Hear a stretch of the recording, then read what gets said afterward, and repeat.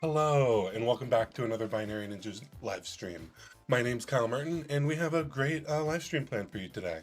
I'm not sure exactly how long we're going to be going. I'm still feeling a little bit under the weather from being sick last week, but we've got lots of new news to cover, so let's talk about it.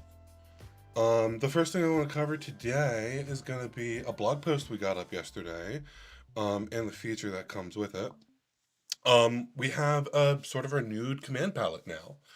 So if we go over to Binary Ninja, we're going to notice that if we do Command Shift P, and you guys are going to be seeing my key presses in the bottom left now. Let's hide that. So if we do Command P nowadays, now in latest dev, you'll see that it gives you a little caret instead. And by default, this is going to work exactly how you're used to. We can rename the current function if we want. We can search for any action that's currently valid for us to be able to run in our context. And we select different things will be valid for us to be able to do. But because we've got that little caret there, if we take that away, there are now going to be a lot of other things we can do. So there's string search, there's going to symbols, I believe there's even type search in here. All of this is going to be covered in the blog post. So you can see we've got, by default, we search everything. If you just do a Command Shift P, we'll bring that up. I really like this, by the way. This is great. I maybe want like functions to sort in front of strings, but you can see that it's putting the closest match there. So we don't actually have a main, we have an under main, which is great to have a little bit of fuzzy search in there too. In fact, it's even bringing up that, which is nice. Perhaps a related function. Um, so we got our function search and symbols. You can just search your strings, tabs and projects as well. So that's nice. I know a lot of people like to be able to quick nav with their keyboard. So now you can do exactly that. You can navigate between binaries. Um, but if you Command Shift P that again, it doesn't bring up the last thing you did there. So maybe still some things to work out there. But again, by default, you'll see exactly the behavior you're used to. But now with just a little bit of extra functionality, if you notice that you can delete that back caret. I'm going to be using this a lot. Previously, I would use the G menu a lot, and I can do math in here. But I believe now we can do all our math in here potentially. Oh, that would be fun though. Unless we need to like dereference it somehow. Not sure. Um, all right. So that's the command palette. There's more to be said about that, but I let you guys explore the blog post. It's nice to see some love given to that after a while. The other thing I wanted to touch on is there's a lot of new debugger features on Dev right now that you might not know about. One of those is going to be hardware breakpoints. And I will, yep, hardware breakpoints. Fair warning, I have not looked at this myself yet. But it is very exciting to me for us to be able to set like memory watch points now and actually see when something modifies something. Um, Most CPUs only support four. Does it say anything about? We got conditional breakpoints now, which is super useful. I think we're going to play around with a number of these, just see how well they work. And hopefully it all works on my Mac as well. I know hardware breakpoints exist on x86. I'm sure they do on ARM as well. I've just never played with them on ARM. So let's give that a go. Hardware breakpoints use the CPU to bug registers to monitor code execution or memory access without modifying the target's code. They're a limited resource. Open debugger, add hardware breakpoint or F3. Set the address and the type. So let's take a look at an actual binary. Let me open up something with a loop that actually transforms some data, I think. Um, I'm thinking maybe there's an old seesaw binary I like to play with that I use as an example often that I think I'll go to here. Um, it's either from, I think it's from Seesaw 2018. It might be from Seesaw 2017.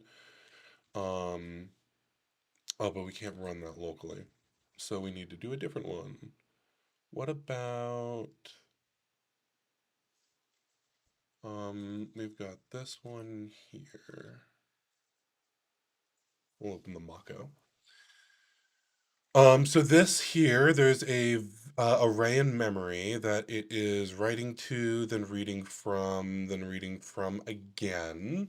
So it'd be nice to be able to see like every write to that region of memory. It would be nice to see um, if a value becomes something it wasn't before. It would be cooler though. This looks like it's just setting everything in the loop to one. Just a bunch of bools, 400 bools to one.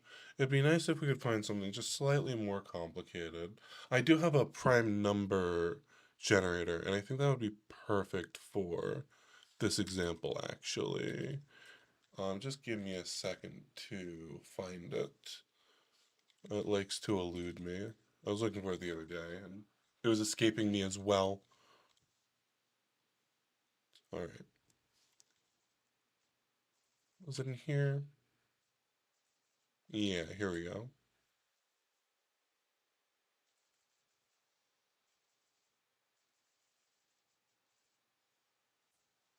This one here. So this one's a little more useful because we're still iterating through a big old array and initializing items to zero. Let's go ahead and rename that buff. That's could be a character array, but it looks like it's bigger than it's saying. If we look at the stack over here, we can see that there's an immense amount of room on the stack there. So let's go ahead and update our guess of the size here to be the maximum value of that loop. This number doesn't make sense to me though. I'd like to know what it actually is. Decimal a million? Yeah, that makes sense to me as a number. So let's just display those all as decimal there.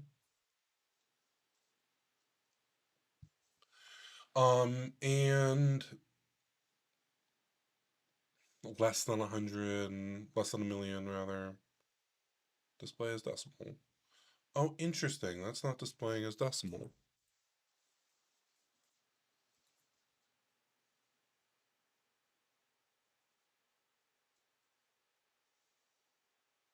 Hmm. Take a look at that later. It'd be nice if we can show that as decimal in addition to that as decimal, but that one's not sticking right now.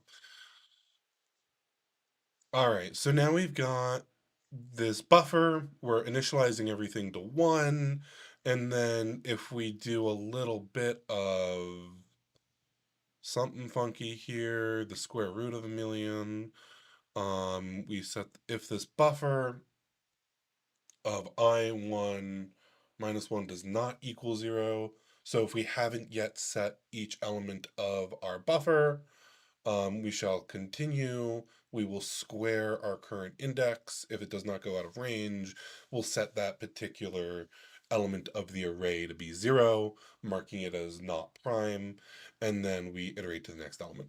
So this is basically just doing, I guess, like I and j, and then it should be, in this case, it's squaring them, but then I believe we should get, yeah, I plus j for a bunch of loops. Let's go ahead and rename this. Um, this is I1 here. Oh, okay. So in this, this is actually a good example of Benja doing something. Ah, here. It doesn't look like this printf actually should have all these extra parameters here. So we need to. Binary Ninja does have the correct type for that function, but you can always override the call type of a function at a specific call. So in this case, we know that the second argument is an integer, so we can fix up the decompilation a little bit, override call type, and all right. So those printfs look good to me now. I still kind of want this to be. Oh, we do have it. I and then J. We just have another I. I want to rename that one to like N because I want this one to be I. Perfect. Benja does all that for me. Amazing. Um, cool. And then this makes a little more sense. So J starts at I squared, and then J increments by I, setting all of those numbers not to prime each time. Cool. So I want to skip breakpoints here, and then it would be nice to be able to see each time I actually writes to that buffer using hardware breakpoints. But we can do hardware breakpoints for when code is at an address is executed, which we can do with normal breakpoints. We can break when an address is read. We can address when an address is written, or we can break on both. Hmm. This is whether it's an access, not whether it's a read or a write. And we can do up to 8 bytes, it looks like. So we might not be able to do the entire array, but that's fine. Let's run the program to the beginning of this loop and see what we can do. So I'm going to launch it under the debugger. Debugger is that bug symbol. It's going to run under LLDB for me here. Boom. You can just hit accept. It's warning me that we're running this locally on my machine. Yeah, I am okay with that. This is not malware. And now it should be broken for me at the start of the program. We can see that, where's PC? Oh, we're at start, I guess. If I just do a single step here, yeah, there we go. We're in start here. All right, so I want to run until here. Isn't that a command? Run to here. We're now there, which is perfect. If we look at this array in um, the stack, hopefully we can see that it's all initialized for us. So we've got this buff that I would like to um, actually get the address of. That's the floating pointer, stack pointer. There we go. There's our buffer. So let's go back. We've got buff here. Let's navigate on the right side to our stack. We've got our stack 0. You can see buff is that. I actually think that this is, it's not characters, it's bools. Binary Ninja will update the rendering of that for us all the way up to 1 million there. But that's fine. This all looks like it should be good. We've got our other variables in here. If you're not seeing this by default, by the way, I believe I have annotate my stack variable annotations on. It's off by default because they can be slightly misaligned, I've been told. But I personally never seen any issue. So I like leaving them there. So I can, when I navigate to my stack at runtime, I see what the types of variables are and how they destructure into the structures, decompose into those structures. All right. So now, um, okay, so I can't say whether a value in this entire array, a region is written, it doesn't seem like, but I can watch for a specific variable. So maybe I would like to see, let's see when I is written to. I think that's what I'm going to do. At the top of each loop, we're going to get a new square. Um,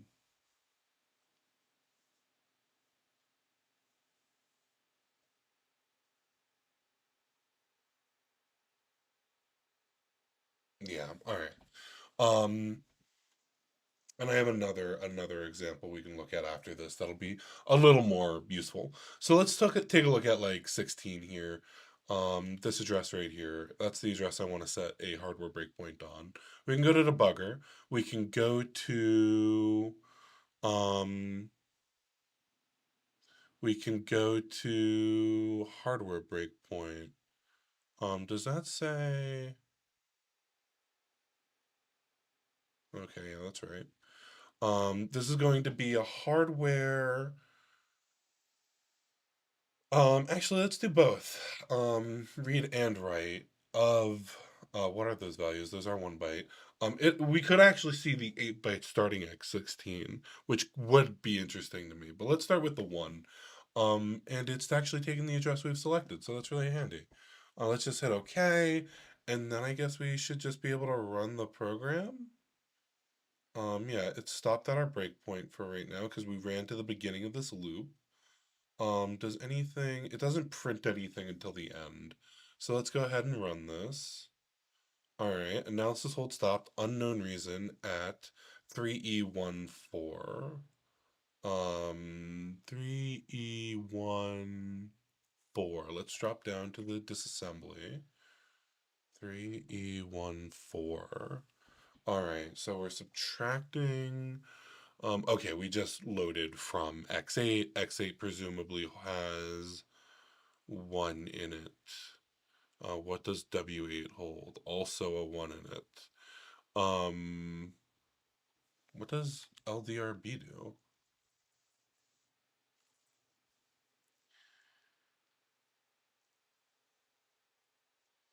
Load register byte calculates an address from PC in an immediate offset.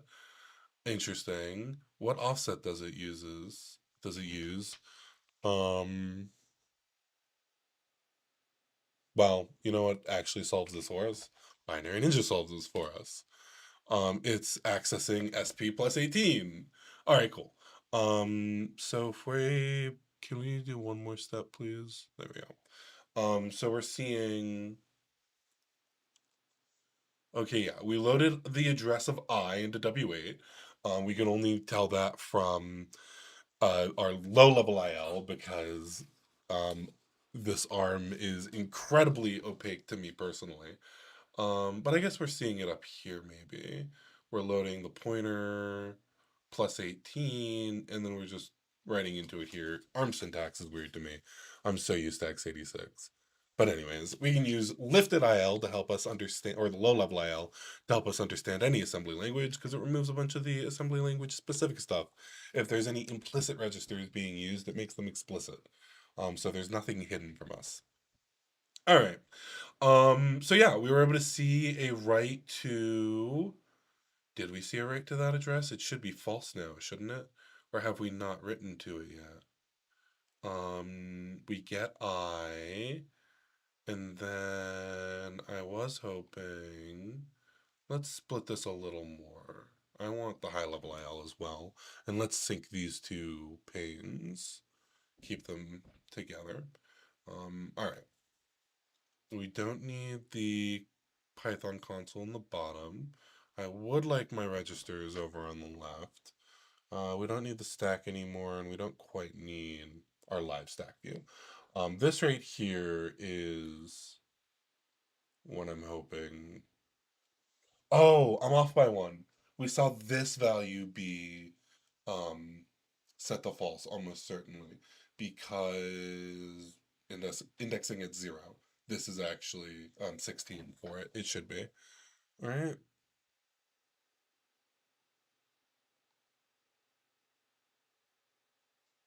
Yeah, I think that's the answer. So then we should see again, we're here. We're on that line. We just made a new I. We set the square to be false. And now we should increment to, oh, this is possible though that we're on a different number. Are we on multiples of 2 right now? It looks like we might be on multiples of 9. Let's just single step through a little bit. See who changes on the right. We've got, and I'm just gonna do step over. W8 is about to become 11. 11 is set to false. W8 equals W8 times 9. Um, Evidently, I have no idea where we are in the multiplication here. I don't know how we're going. I think we got a passing by right to 10, and I'm not quite in the spot I thought I was. We should be incrementing by. Well, what does x9 become? X9 became that and then 120. So yeah, we're just not in the loop where I thought we were. How do we associate what's the best way to associate the registers with um, the variables. I think it is just by doing what I'm doing here. We see buff, we know that that's SP plus 28. If Shushang, if you're watching this, I'd be curious if there's a something here already that does it for me. Um,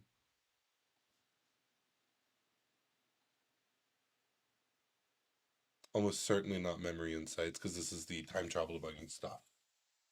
Um, I thought, yeah, here. Yeah, it just tells me it's a stack variable. It's not going to help me map that to registers. Some visual way of when we're debugging to be able to map these better would be nice. I don't care what the value of the registers are. I care about what the value of I is. And it's just a little bit difficult with how it's bouncing things around. Oh, but it is giving me the hints. So this is buff 100 plus 28. What happens if I run this again, actually? We get back to the beginning of the loop. Oh, but we only ever hit it twice? Okay, interesting. That's because I set it on the right. It should read 10 a couple times. It should read 10 when it's on 2. It should read 10 when it's on 5. And it should read 10 when it's on 10. And we had 3 breakpoints.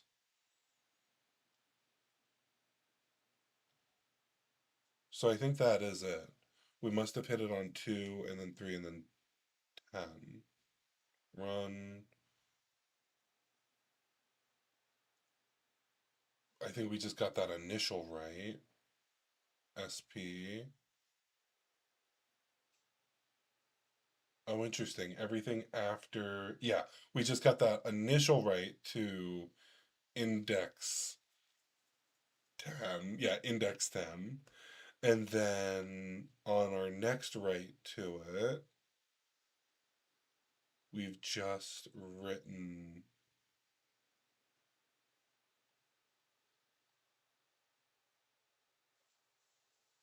It was true. And is it about to be false if I had single step? Which assembly instruction are we on? Is this where the actual memory set happens?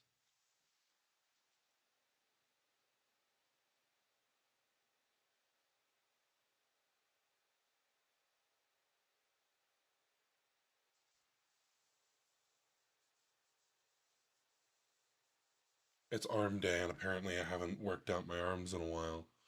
All right. Let's do one single step here in the disassembly. That value did not change. So, oh, we're doing memory access though. So it might have just checked that value. That is actually interesting. It tells me down here when it stops that it has unknown reason for the hardware breakpoints. Let's separately do. How do I remove a hardware breakpoint? Okay, perfect. Ooh, and there's conditions in there. I like that. Okay, we'll play with conditions next. Um,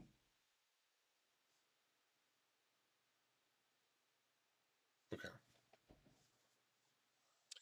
So let's remove this. Remove, and then let's add a new one, not a normal one, but a hardware breakpoint one on this index of 10 slash 11. Maybe we'll do.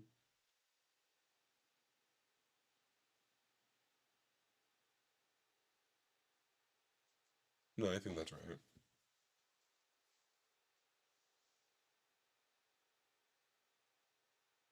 Yeah, I'm pretty sure that's right. Okay. So let's set our hardware breakpoint here. I was just thinking the math works out that it's the I is the index it's accessing here. So when it's getting 16, it is accessing that one. So yeah, I want to just see the reads on that field. If we restart the program, run it. Okay, so we get one read Still unknown reason down there. But we got one read, and then a second read, and that's it. So then what about, so then we should get two writes. Once when it's setting it to be prime, and then once when it's setting it to be not prime. Though for my sanity's sake, if we add a breakpoint here,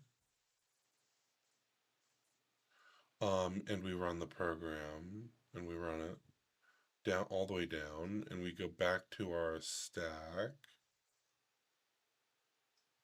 Come on. There we go. Got to click over on the right. Then I'll double click on my stack pointer, and it looks like maybe my stack frame, my stack frame shouldn't be getting torn down yet, but where does this array start? All right, let's apparently, well, by,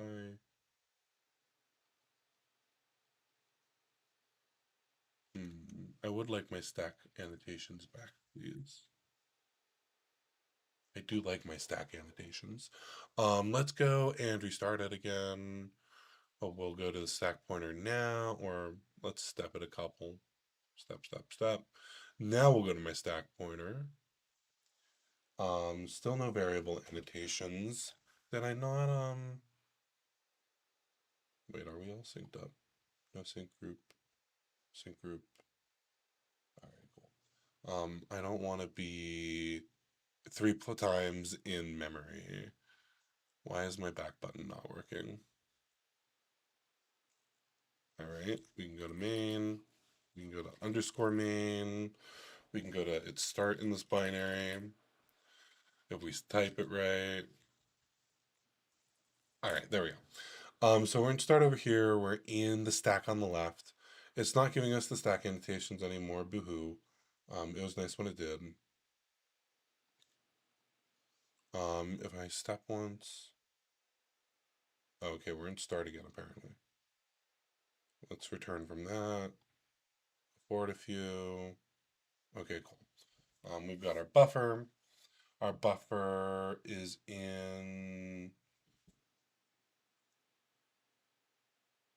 well, yeah,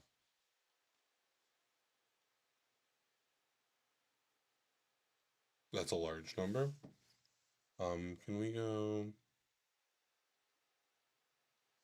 my navigation's breaking when I go to the stack. All right. All right, let's close this and reopen it then because what did I just press? Toggle breakpoint. All right, that makes sense. Let's just kill this and relaunch. Run it, run it. Yes, run it. The debugger also, I believe, has a setup stack view option, create stack view here. So an easier way to do it, and that'll already put it in its own sync group, so you can sync with it if you would like. And then,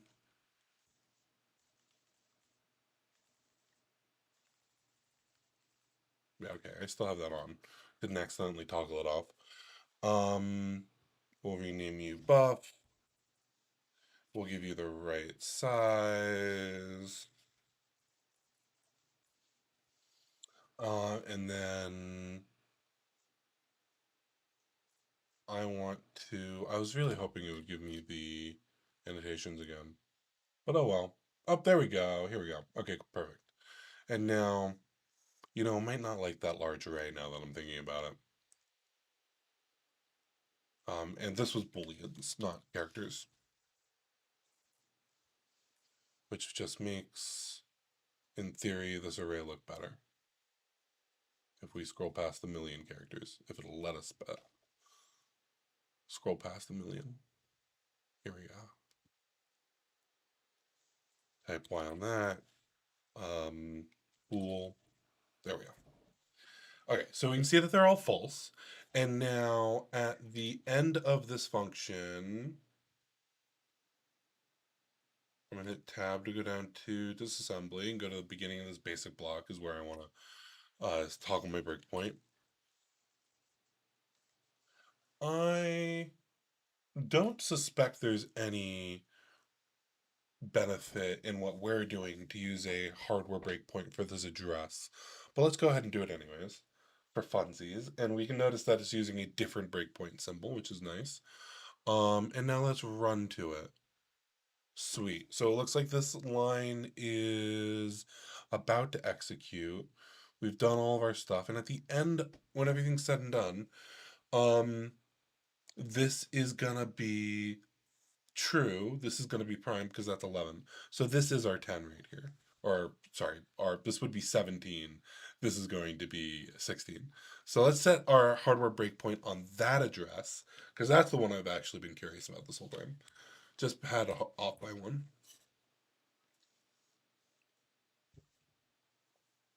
So let's start with hardware reads, and restart the program. Run to there, and we get our first read is here. We've got I. It's not hinting me towards what I is at the moment, so we'll need to create our own split view. We've got, and it's I1. I1 is SP plus 18. It goes into W8. A lot of things happen to it. And we're all the way down here right now. So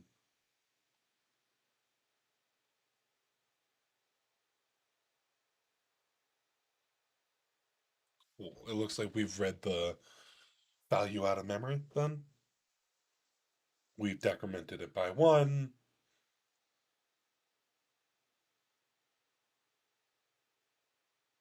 and we've done something to it. All right. So that was our first hardware re execute of that address or hardware read. Let's remove this execute.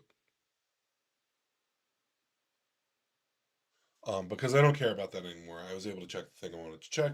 I was able to set the hardware breakpoint I want on the memory location I care about. So I can remove this breakpoint, I can rerun, and now I'll be able to see every time that this gets read. Okay. So we're at the start of our program, we can hit run, we hit a breakpoint, and we're seeing, I guess we just read that address. You can see it's been set before. Um, it's been set with 3 and 5, so 4 and 6, 8, 9 is also set. Interesting, interesting. Are we? What is our incrementer right now?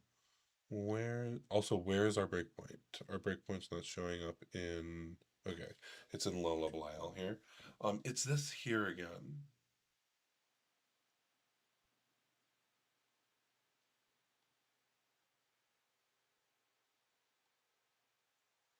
I really do think that it must be breaking after the instruction.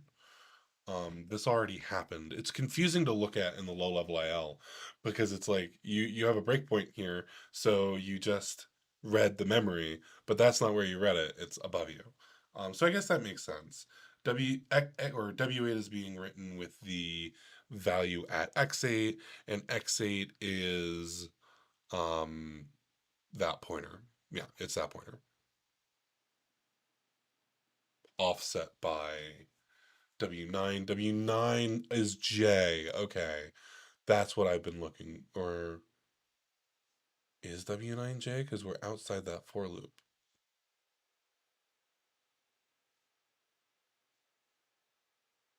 W9 is itself minus 1. Ah. So W9 is. Is it I or J? Any votes?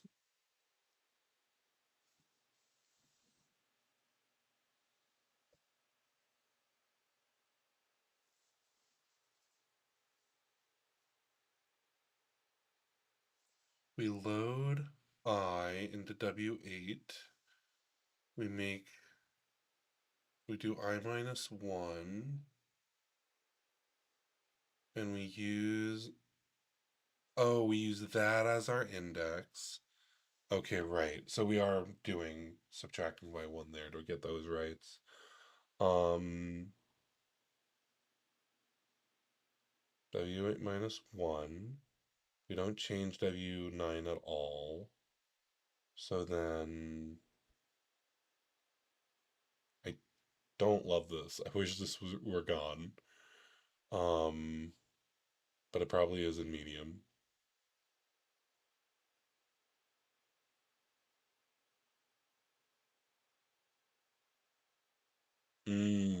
I see. And actually, I'm very confused by that subtraction. I was gonna say that that subtraction looks like it's probably used to set a flag, which is used in this check. But is this not checking if W8 is 0? Again, weird things are going on there. Um, yeah, and this is definitely checking if W8 is 0, it's true, otherwise it's false. And then that and 1. And then all that doesn't get cleaned up at medium, but gets cleaned up at high level IL. Or if we go into linear view, it's a while loop. All right, anyways, getting distracted.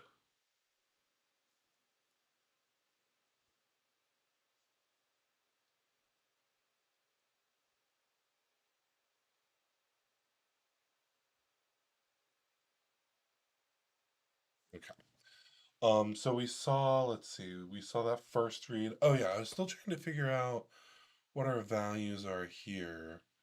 Um, it's interesting doing this from the memory breakpoint perspective because I'm very used to watching just the memory actually, or every execution of an instruction. So mentally, I'd be able to track the variable as opposed to just being dropped in mid run. But it is also really fun to be able to take a look in here and try to figure it out. I think I need to watch this rate here a little bit, and let's do it with a hardware breakpoint because why not? Um, I guess technically that hardware breakpoint could be 4 bytes wide if we wanted it to be. Can we edit these? What is this E? Enabled probably? Do I hover on it? Is there hover text? There's no hover text. I'm going to assume that's enabled. So hardware execute, hardware read. We can remove the read for now. Let's restart this program and cool. I want to see just the values of j and I. Right, j starts at I squared. So if we run, there we go. So it looks like W9 slash X9 hold are um, the current number we're looking at, and currently it's incrementing by 2. And it's a little weird because it's odd numbers, but we adjust it for um we adjust it for human stuff when we need to. It's mostly just being weird though, being confusing for us. And then I don't want to do this until we get to 1,000,000. So what I can now do on this hardware execute breakpoint is maybe edit the condition to say now I only care about when maybe x0 is greater than 1. Hardware execute, edit condition. Was it x0 or x1? I think it was x0 is greater than 1. X0 greater than 1.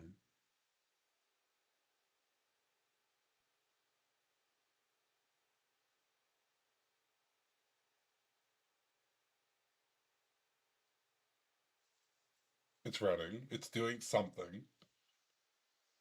Um,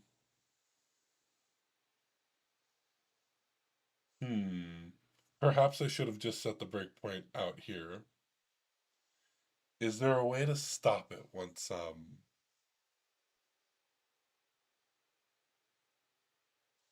interesting. I don't know what it's doing under the hood. I'm gonna try to kill it though.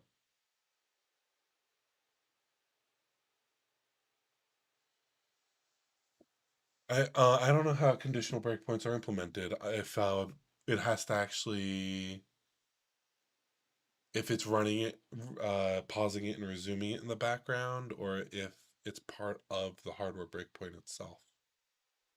But I'm guessing it's possibly running it and resuming it a lot, or resuming it and pausing it a lot.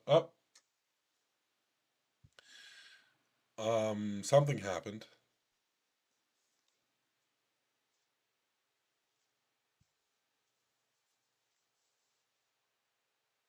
I'll give it another moment to try to figure itself out since we got something updated here. I would love for you just to stop though. All right. Well, let's kill it. How friendly is it going to be with me?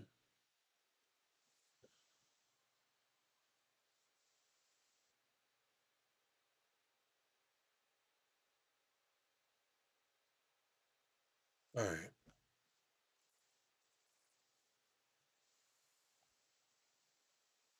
Interesting thought though.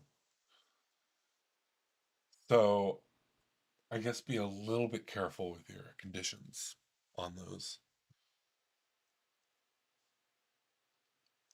Let's do what I said I should have done, which was setting the breakpoint here.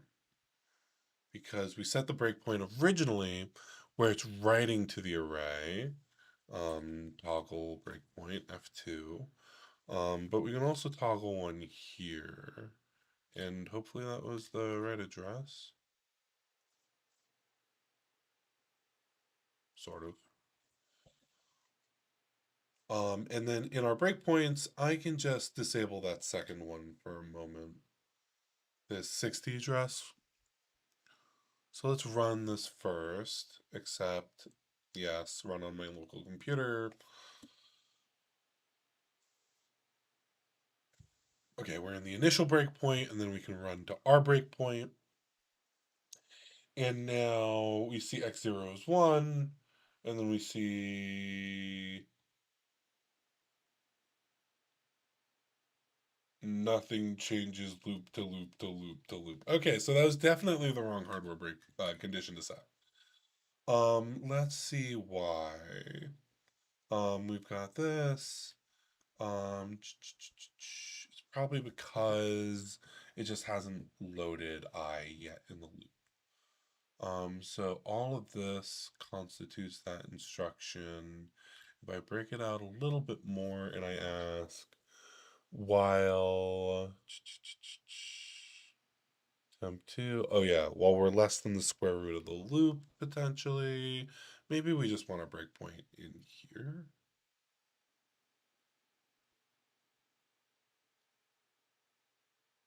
Yeah, because this is reading from the buffer with an index. So by the time we get over here, we're good. But we're just a little bit early in the block ahead of us. It looks like we read into W8 rate there. But then W8's probably getting reset, yeah, for a bunch of booleans and stuff like that. So yeah, if I toggle my breakpoint here, turn off this one, and start to run,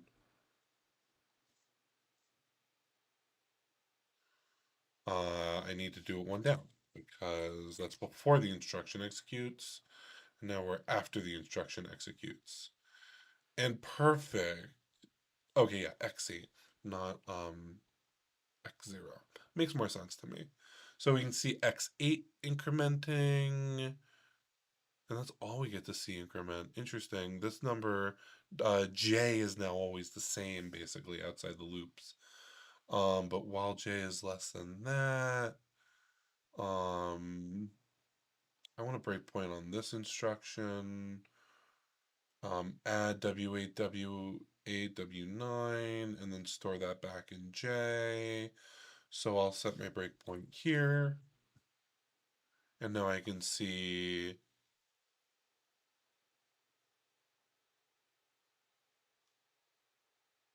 maybe we're too far. Let's restart. Um, and we can stack view, create stack view in here for us.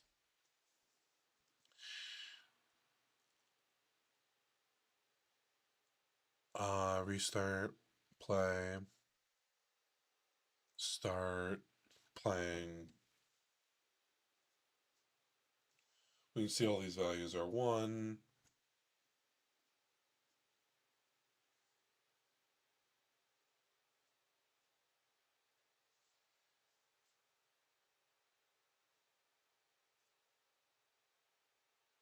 We can just click the top of our stack, hopefully. Yeah, cool. All right, so now this is hopefully the beginning of our array.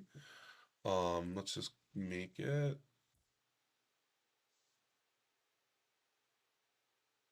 Okay, it added the Boolean one there. Did I not change the type of that? I have not yet changed the type of these. So we can change the size of it, change the type of the elements. That'll hopefully update now over there later. We can see now, okay, so we've set 4 to false. And now we're going to probably set 8 to false. No, okay, we're going by 2s. So yeah, we started with 2 squared. We did not set 2 to being not prime. Um, 7, 9, 10, 11, etc. Okay, and then we're seeing J in X8. Okay, cool. So if I disable, is it this one? I didn't want to navigate there. I wanted to navigate over here. Um,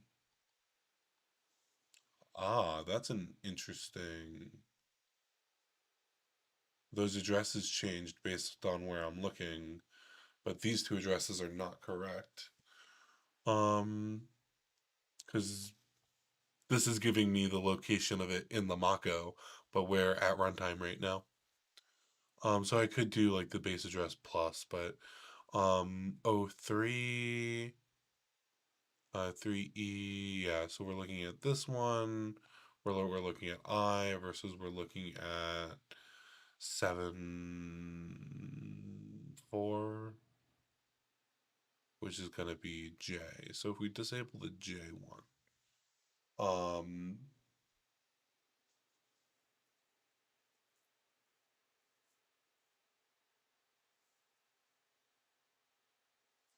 interesting. I have thoughts. But anyways, let's continue running this.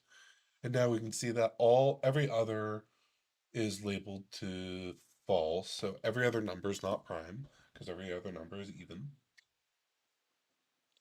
First couple are. And now we've gotten to go to our breakpoints again. Here we go. Um, okay, so we started with 2 and now X8 is 3.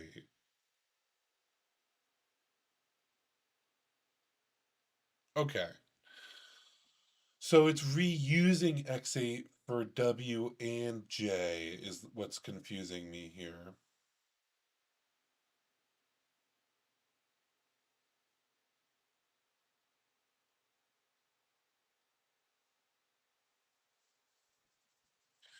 Which is just a little unfortunate. Um, yeah, no, the new features are cool.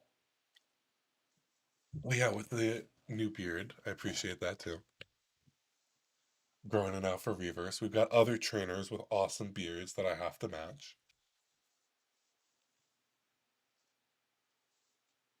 I read that as new brand. We do have all the new branding stuff too. All of this stuff here.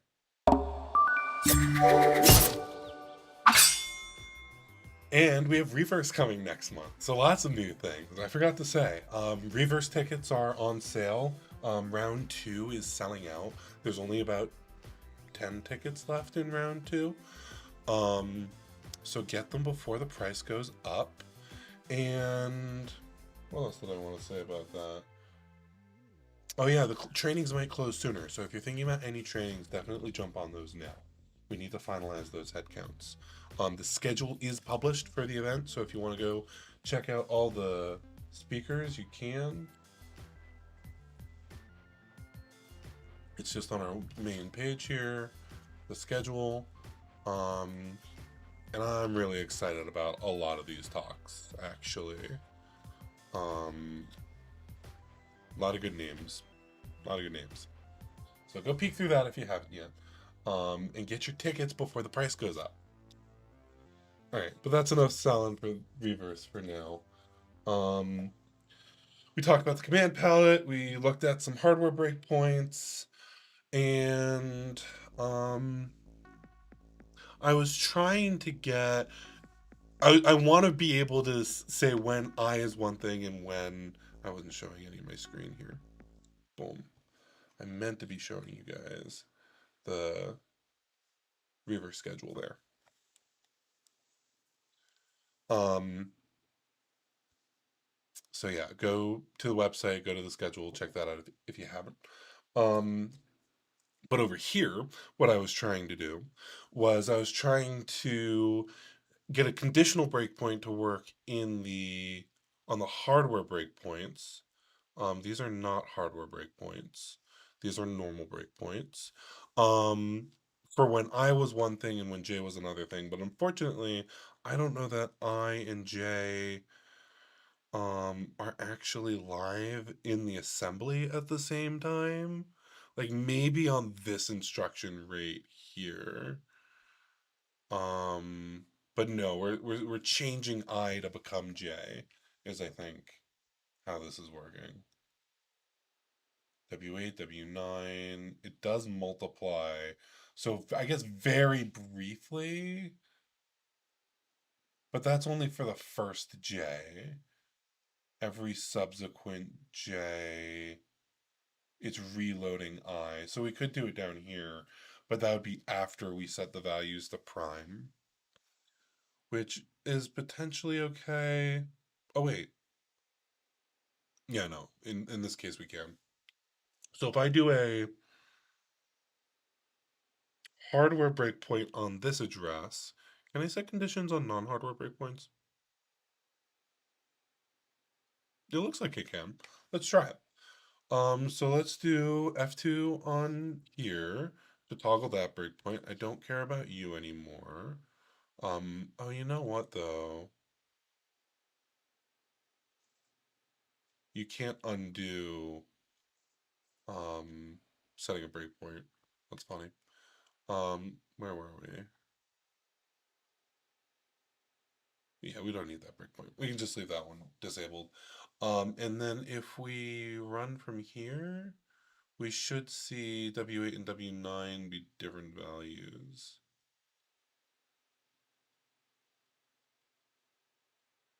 Except we're seeing I1 in W. Oh no, this makes sense. Okay. Because we're in the loop right now. So I want to say I only want to see what we're incrementing W8 right now. Right, W9 holds I. So I only to get the next loop, I want to say when W9 is greater than 1D. Where's this other breakpoint? Okay. So I don't care about this breakpoint right now. But this condition, edit condition, W9 I thought I said.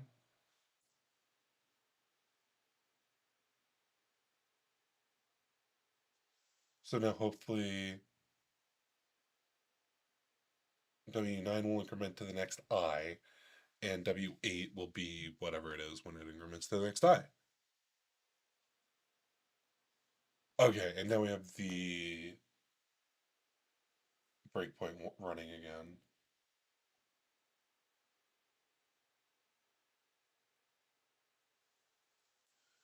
This is our second attempt at using a condition. And it's going about as well as the... Oh, no. That was just an update.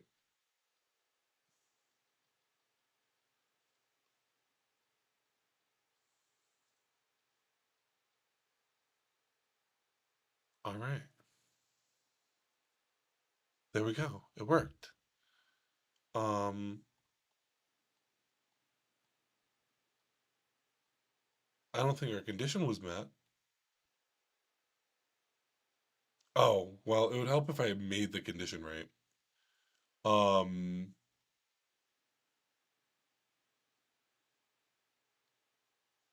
the program is still healthy, right? I have no idea. Let's kill this. Let's edit this condition. Let's run this. We see... Okay, cool. That's what I wanted to see. And now W8 and W9. So we're incrementing by 2 right now. So now let's re-edit that condition so that when W9 is greater than 2, and let's write it correctly this time. Edit condition when W9 is greater than, right? We're at OXO2. When W9 is greater than 2. Okay. No?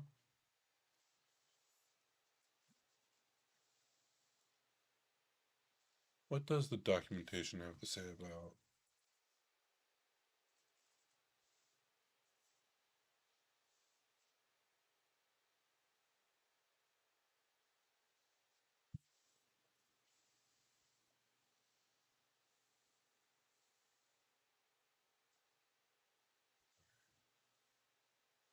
Yeah, we're using OBS over here. Um, oh, here we go. Conditions use register names directly. We can do arithmetic, comparisons, hexadecimal, memory. It's neat. Oh, whoa. Okay. That opens up a lot of possibilities, actually. Because now we could do a lot more with that. Interesting. Modify the value. Yeah, okay. It doesn't talk at all about how they're implemented, though. Okay. Um, and we're back alive over here, and we can see. I still don't think that our condition got hit. W9 is greater than 2. Hmm. And are we in a good state on the right? No, it doesn't look like the debugger's in a good state either. Alright. Well, that's where we'll stop with that for now. There is more that I want to explore. In particular, I really want to play with the render layers. I know the debugger is using them for coverage. Hmm. Warp is using them for highlights. And I want to take a look at how those are being done. So let's take a look at that. We've got a lot of windows on my screen right now. So we've got the render layer documentation over here. We can use, there we go. And I also just want to check the API to see if we have any render layer examples. Usually the examples, we're going to go into Python, or I want a Python example. Render, render layer. We've got a couple render layers. Wow, we have a lot of render layers. I did not know we had all these. This is neat. I can almost certainly adapt one of these to what I've been thinking about. Okay, so this one, render layer that splits string literals containing multiple new line characters. Okay, that's kind of cute. What does it do? We inherit from render layer. Let me make this bigger for you guys. We don't need that. Um, so we create the render layer. We inherit from something. We're applying to blocks. We're applying to high level IL bodies, and flow graphs.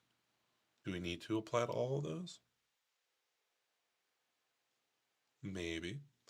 What's this one? This one is high level IL body, block, flow graph, ignore flow graphs. This should only apply to linear view. Oh, interesting. Oh, interesting. So this is not applying to flow graphs. That's neat.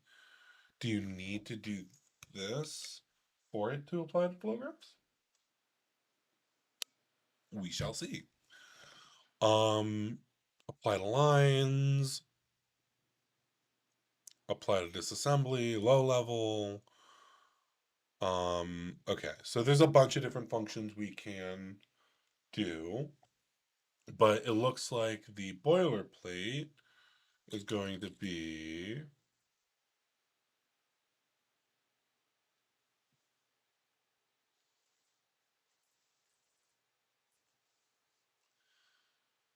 I swear, Finder keeps opening chests these days more and more. This is going to be our first render layer.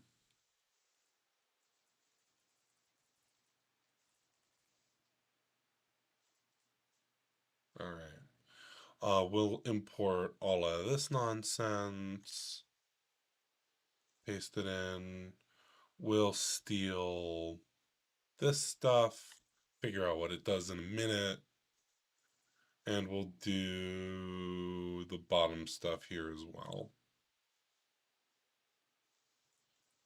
And this is going to be my first render layer.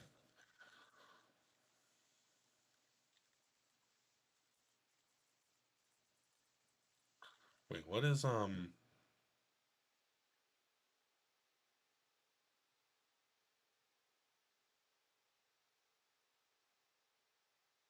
oh, that's neat. I do kind of want to install these and see what they do. But you know what, why not? Open the raw of that, open the raw of that, open the raw of this one. There's four to play with here, so we might as well. All right. I'm gonna clone them into my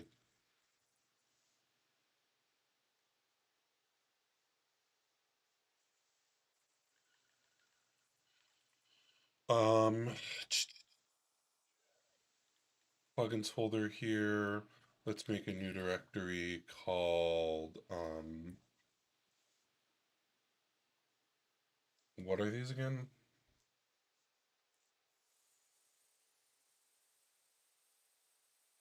Render layers.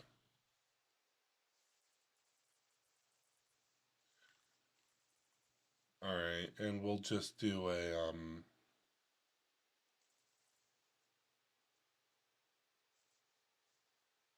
few of these here. Um, and then I'll link all these into my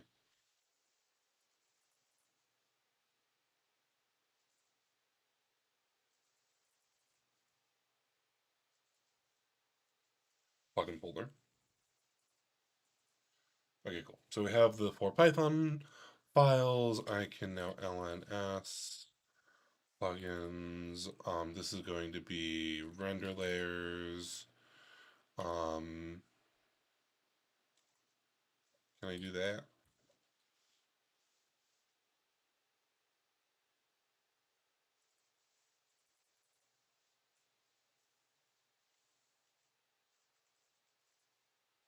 Okay, perfect. We've got all those in there linked up now.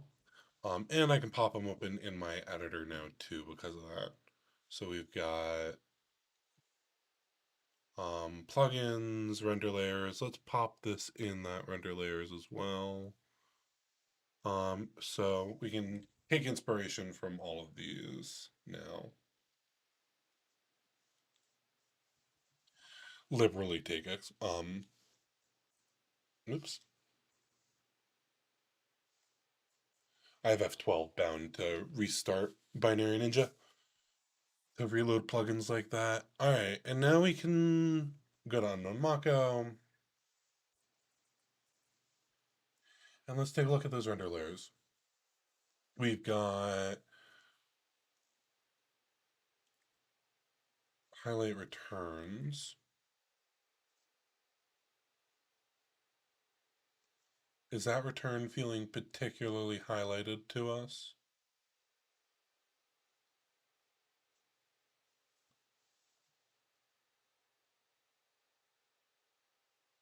No. Okay. Um, split strings at new lines. I don't know that there is actually a new line. Well, there's one there. We can always change the strings up too. So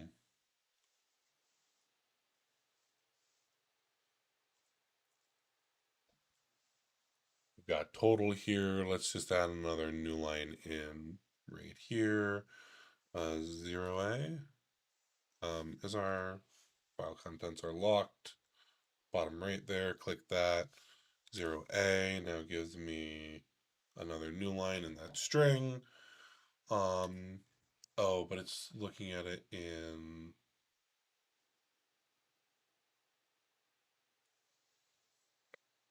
split strings at new lines. Okay, neat. Very neat. I like that. And if we go to it in, it doesn't do it in the data section, it doesn't look like. Even if I like force it to re-render maybe. No, okay. But that's really neat. So we can change it in graph, we can change it in, looks like this one's only working in graph. The other ones might work in non-graph. Render layers. Okay, split strings at new line. I'm curious about the, what just happened? Oh, render layers, entity call parameters. I feel like I saw something changed, but I don't know what changed. Yeah, I'm not seeing what's changing there. Render layers again, follow register. I am curious if in a slightly different binary. Oh, and again, it might only be working in non-graph actually, some of these.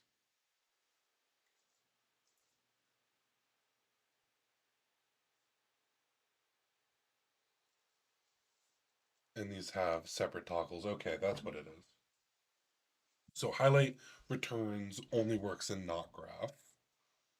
That's important to remember.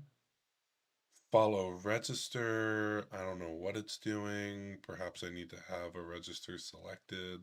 Perhaps I need to be in disassembly. Um,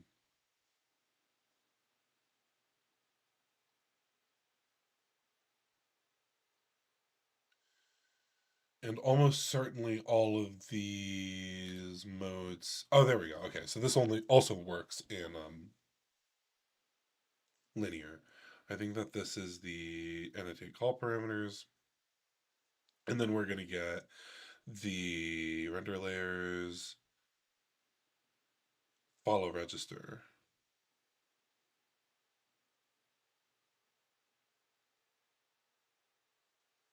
Okay, not sure what follow register is doing in graph or linear.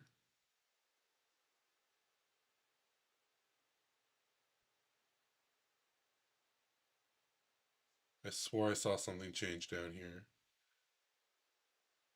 You guys have the recording so you can go back and check, but I have to very carefully navigate this menu every time. Navigate, uh, ch- ch- ch- follow register is what it's called.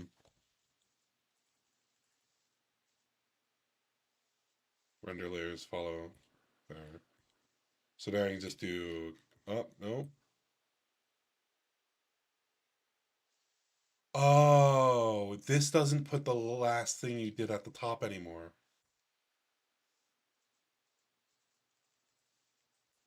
So I do that. Yeah, I used to be able to do down arrow enter, unless this is just something that it doesn't like. Yeah, it puts about at the top, but for some reason, perhaps, yeah, I'm not sure why that's not being put in the recent actions. But either way, follow register. I do like that it allows me to typo now too, though. That is a good one. But I can't tell if that's doing anything. So, what we did see though was highlight returns works, split strings, and new line works. So highlight returns only works in linear, it seems. Um, high level IL. It's not highlighting it here. Highlight returns, split lines at new line. I do believe we're getting, this is different binary, but I do believe we're getting the new line thing in graph. We can make this a character array by highlighting it all, hitting one, hitting asterisk, character array. It's got, let's change this to be a slash n. No. Yes, yes. So, okay. Hit H again to get out of hex view. We go back. Here we go. I'll highlight all those again, hit asterisk, and now we got two new lines in it. So now we can go back to main and we can see it's printing the wrong new line.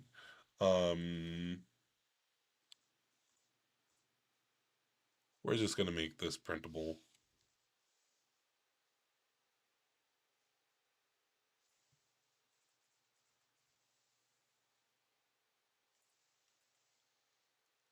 How bad of an idea is that?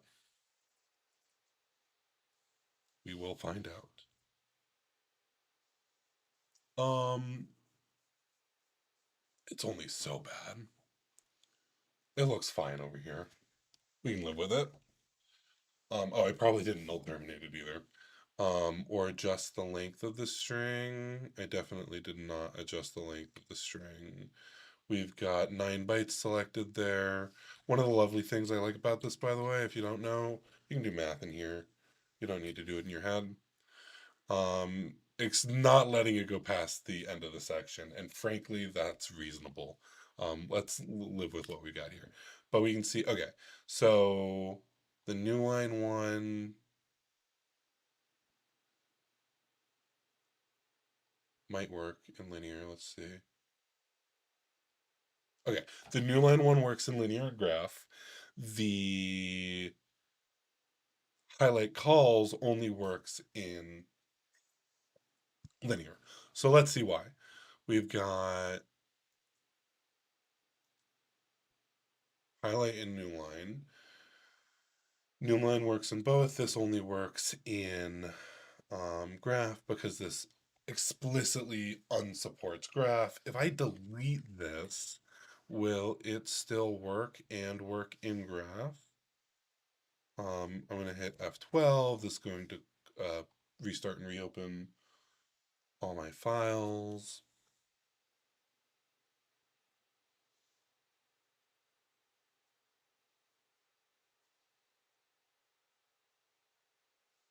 Oh, was one of these, I'm just seeing these messages. Is this like x86 specific or something? It definitely was only on the assembly. Um, But it shouldn't have been any specific disassembly. It doesn't look like, unless I'm skimming this too quickly and it is just like x86 or something. All right. But maybe I didn't check all the combinations. Sweet. So now that this is here, I really need to repatch this binary. Let's patch this one instead. Um, Double click the string, hit H.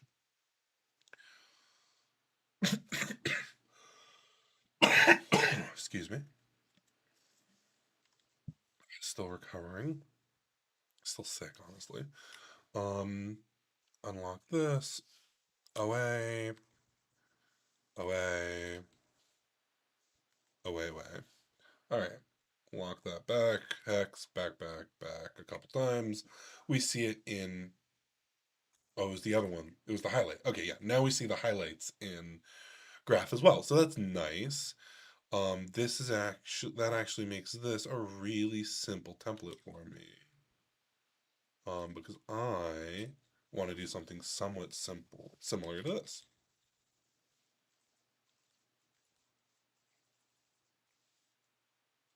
Um,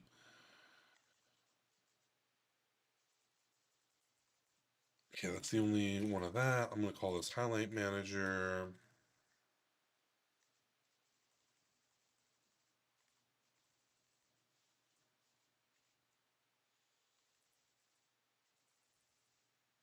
All right, highlight manager render layer. This applies, excuse me, in a medium level IL and lower. Apply to high level IL body. We've got a return color, no return color. Highlight color. Oh, we turn it into a highlight color.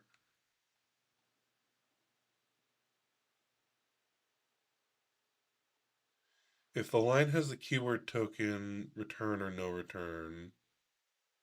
I don't like this way of doing it, but are we only given the tokens? Oh, we're only given the tokens. Interesting. We're not actually given the. Wait, maybe we are. Well, no, we have the token. We have the lines. I don't know that you can get the. Oh, well, you have the basic block. And you have the function. What are the other ones we can use here? Split string token, apply to block. Do you not have access to any of the ILs though, if you wanted to grab them? It looks like we can if we want to from something else. Okay, perfect.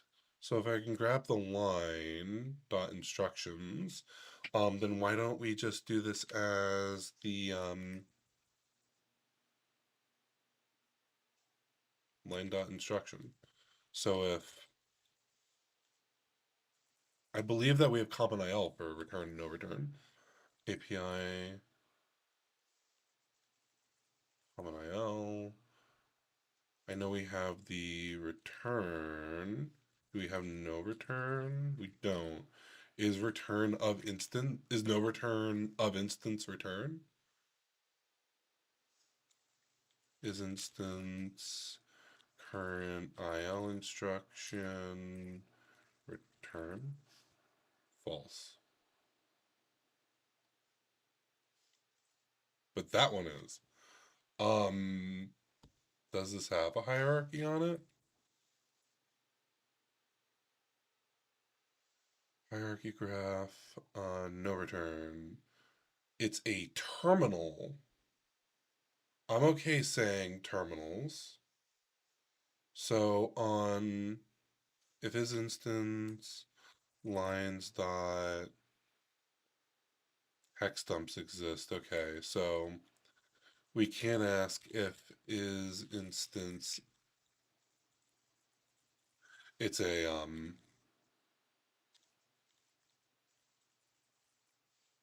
thank you Glenn, this is a huge help. Line.il instruction, If it's an IL instruction,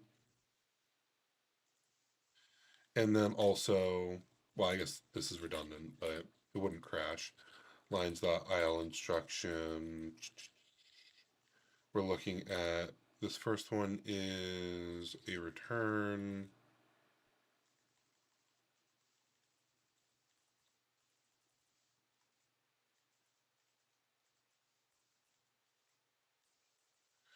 And then this next one's going to be terminal.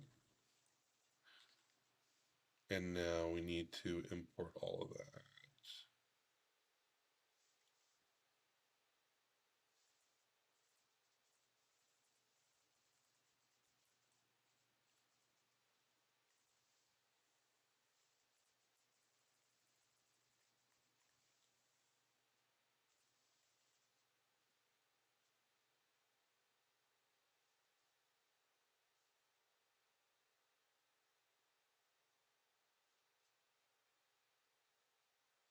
All right.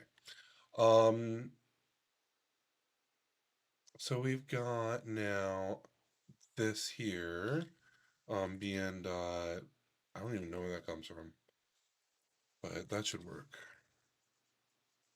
I like to do the fully qualified names, um, but sometimes everything should be imported into the root too. I'm not using this, and I do not need line wrapping on that either. All right, let's give this a go.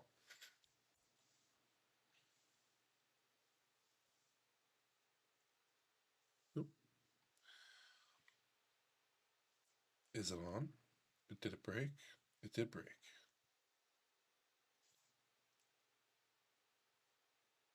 List has no attribute. That's fair. That's very fair.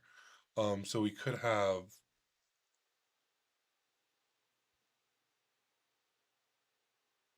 There we go.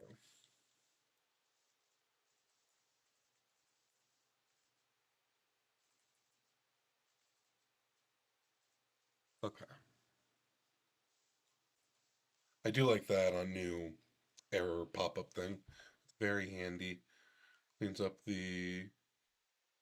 Oh, I might have Tonto installed twice at the moment. Um, I actually think I do because I was testing a new branch, which fixes all those errors. Um, cool. So that's working again. And if we go into linear, it's working here. What other types of instructions are terminals that aren't no returns? Um,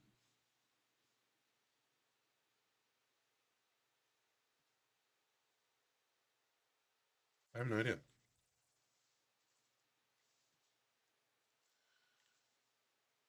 I'm just gonna do a quick search off on the side here. Oh, well, I did it on main.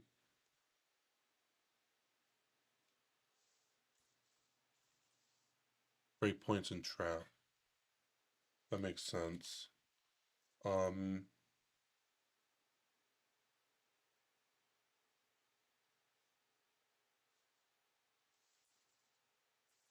I've never seen VS Code do that before. Open recent workspace. There we go. Okay. So then apply to block, apply to. This is the one we just patched. This applies to only medium level IL and lower though. Which is interesting to me. But I think we can just copy and paste this and put it over here, right? We don't need to enumerate either.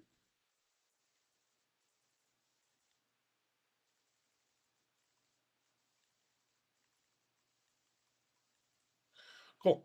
Um, Sweet.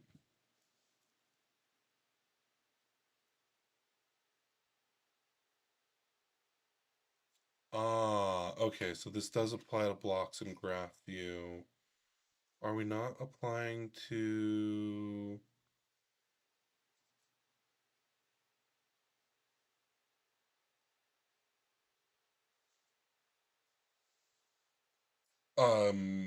conditionals and go-tos are also terminals? Terminals for basic blocks, not terminals for the function. That's fair.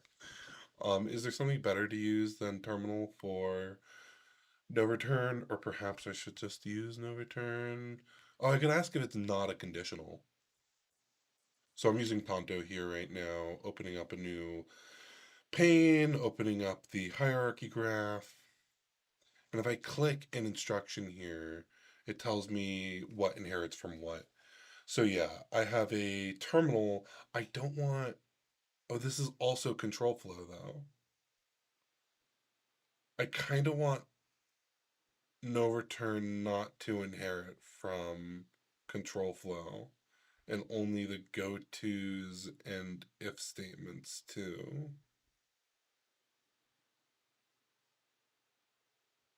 Interesting, interesting. Does it make sense for no return to be a return statement for the purpose of our scripts? Not sure about that either. Um,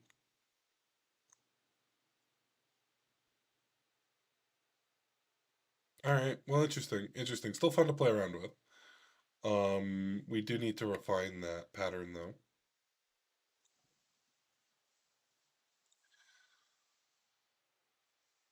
I just don't think that there's a nice way to do it with the common IL instruction.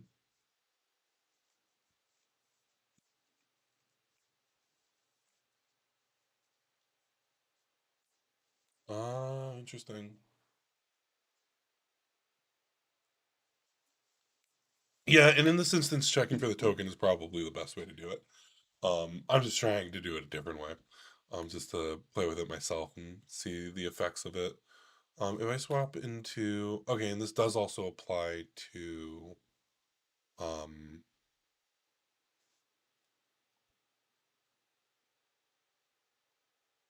medium and high, except now all these ifs are not. Oh, because for some reason in high level IL they're not marked as terminals. Because the basic blocks mean something slightly different in high level IL. I don't like that. That's inconsistent though. It that I think that should be consistent between the different IL levels.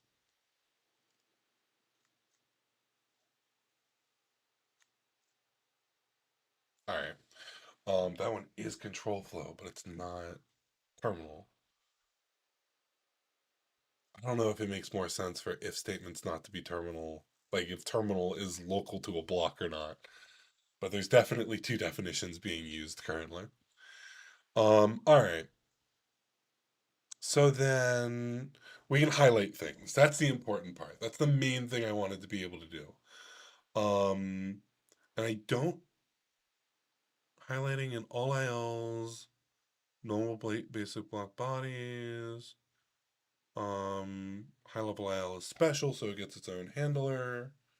I would prefer just to use one handler. But you're saying that this will not be applied to now. Well, let's just see. If we remove the high level IL handler, restart and reopen, we still get the high level IL graph. We do not get the high level IL linear. Makes sense. Okay, but this does still apply to medium level IL. So I'm going to prototype my passes and apply to block, potentially. Unless I might just do the more specific version. Apply to line or something.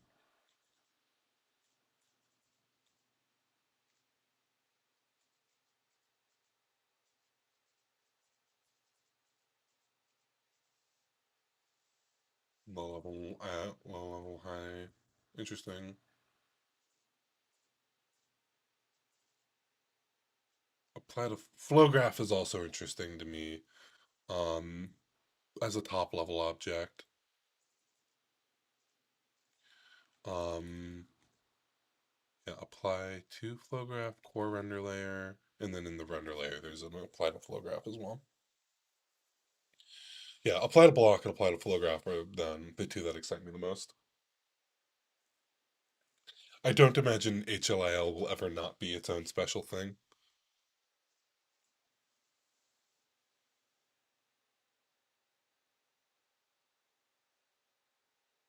Okay, cool. Good to know. All right, so then there is just one thing left that I kind of want to do with this. I want to make it would be nice if I could highlight effectively arbitrary. Why does it keep closing it?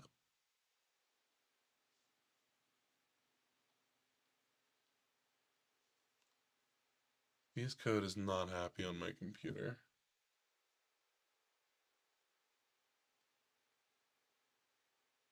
It gets really mad if I close the secondary window over here. So we're gonna leave it open, minimized.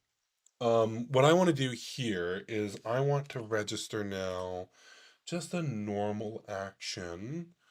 Um, the big idea is that I'd love to be able to highlight like loops. I'd love to be able to highlight certain types of instructions. I'd like to be able to highlight a bunch of things in a function, save that, and then highlight a bunch of other things and be able to switch between them. So like I want a sidebar to be able to manage all my highlight groups. But for right now, let's just do highlighting a specific instruction. Um, register for something is what I'm looking for. We could do. Oh, interesting. Um,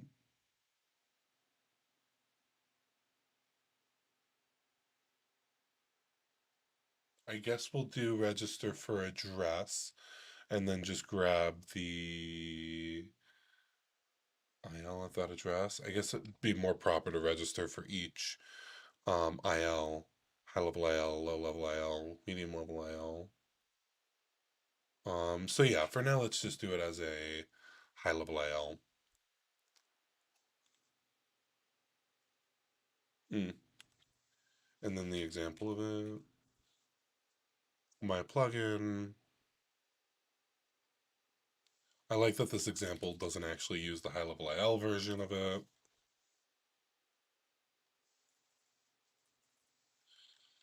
Plugin command, is that imported?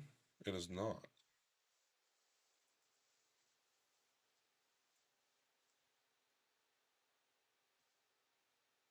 Okay. Um, highlight manager. The description is not used. It will be valid as it's valid, and then my plugin is going to be.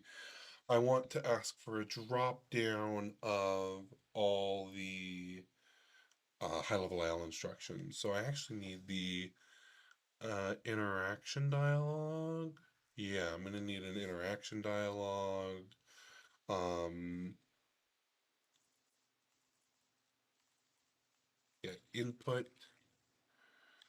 That'll be fine. That's gonna take a binary view and instruction probably.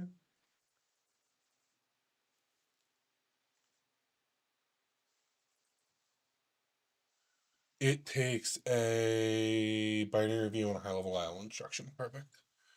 And then we'll go over to the interaction, and I want to drop down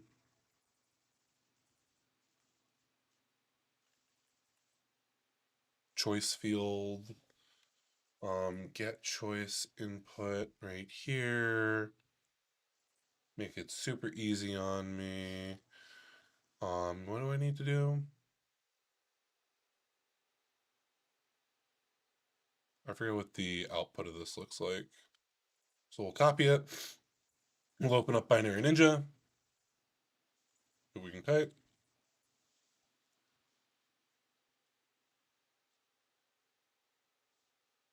Here we go.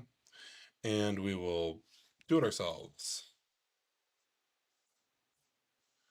If I hit cancel, it returns none.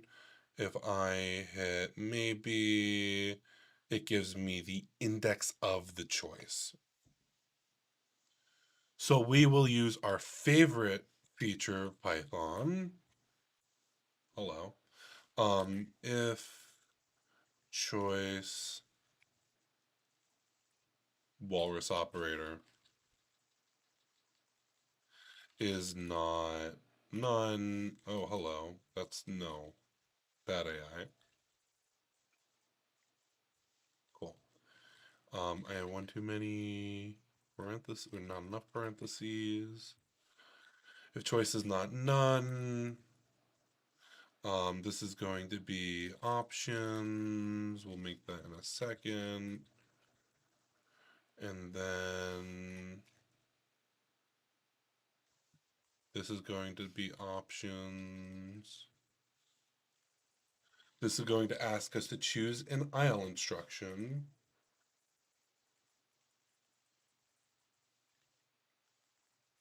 And we'll have a global here. Um, Selected instruction, I should say.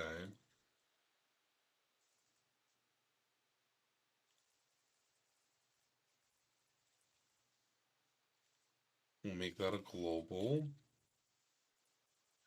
And now selected instruction is going to be, oh, interesting. I actually probably want to convert these to strings. Um, I can do that better in a minute.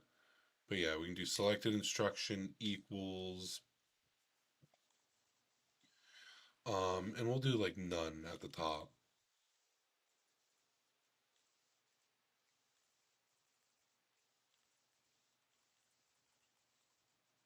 So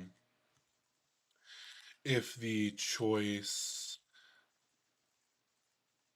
equals, and did that give us a 0 or a 1? I think that would have given us a 1.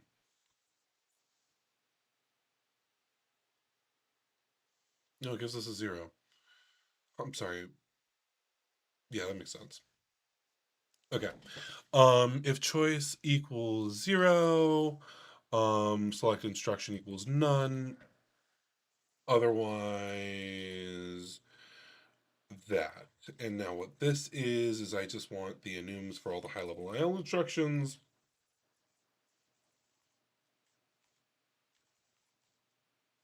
That's the wrong one. High-level IL operation. There we go. I want a list of those.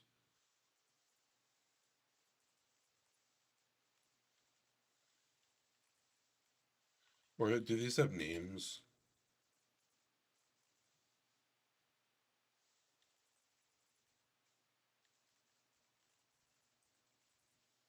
Yes. Op dot name for op in that. Cool. And that comes from en.enums. Perfect.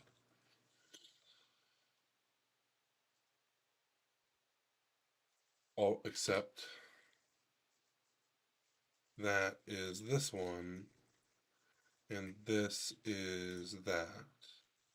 That should be good. Hopefully it doesn't need to be sorted. And then we can do selected instruction is options choice -1. And then that should be the enum. And in fact, we don't need to make this as a static array.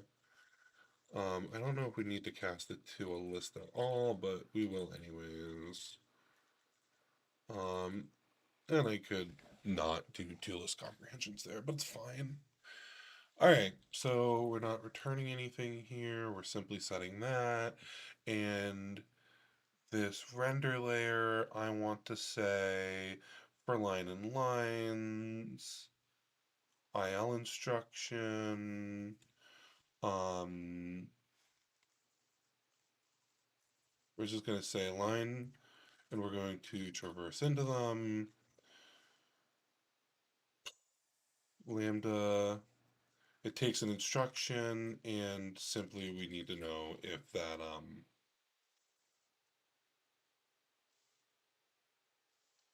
inster dot operation equals selected instruction.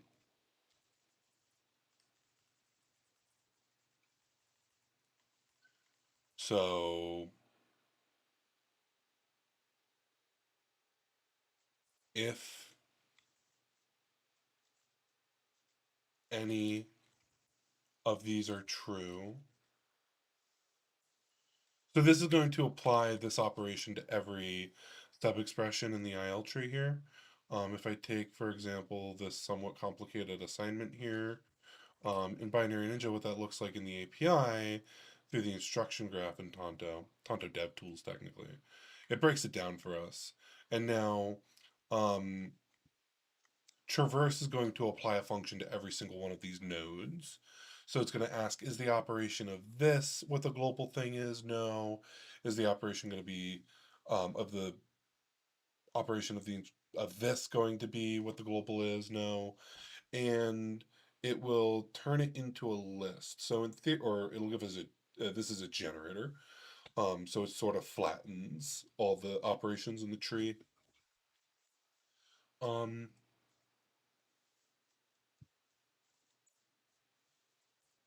Okay, so if any of them are our selected instruction, any of them in the line, I just want to set the highlight to our highlight. Come on. There we go. No. And we don't need all these other highlights now, I don't think. Right? It's still complaining.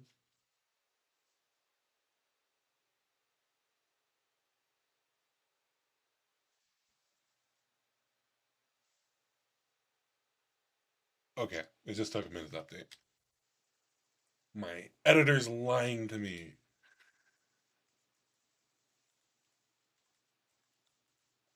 I'm not being good about my type hints right now. Oh, yeah, let's leave that. Well, yeah. We know this doesn't apply to high level IL linear right now. All right, let's give this a go. Actually,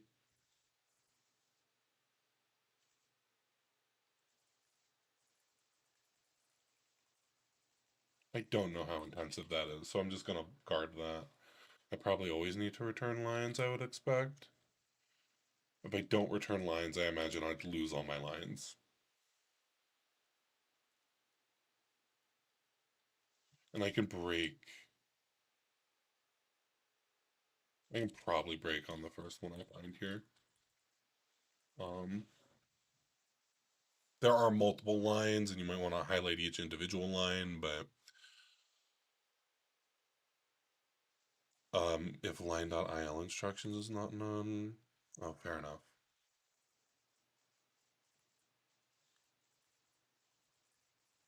So it doesn't crash. For line and lines, if we have an IL instruction and we can traverse it, that should be good. Let's give that a go. And now I should be able to say, like, I want every if statement, stuff like that. All right. So is my render layer enabled? Oh, first of all, there were errors. Are they our errors? No. Well, yes, but just give me a second here. Um,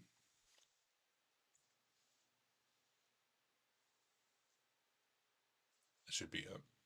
It's only the yeah, okay. I had DevTools installed twice. Okay, cool. So now I should be able to go to plugins. Highlight manager is grayed out because I don't have a. Oh, okay. I shouldn't have registered that for an address at all. Um,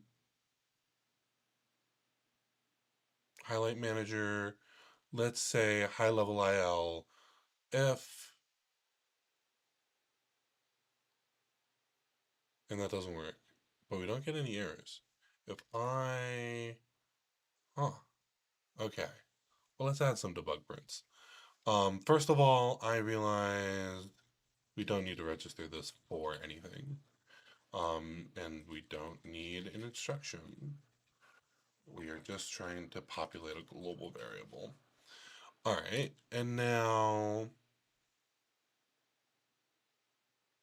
let's print from here um, our selected instruction. So now we'll know when we're going to apply our render layer and see what it's trying to highlight. We can do, yep. Now we should be able to do this from anywhere. Yep, highlight manager, high level IL if. There's a chance that I forget to, no, I did do choice -1. Did I get some prints there? I'm getting a bunch of none prints.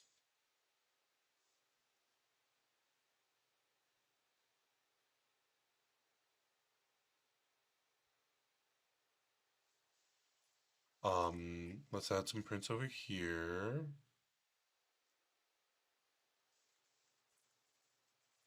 Yeah,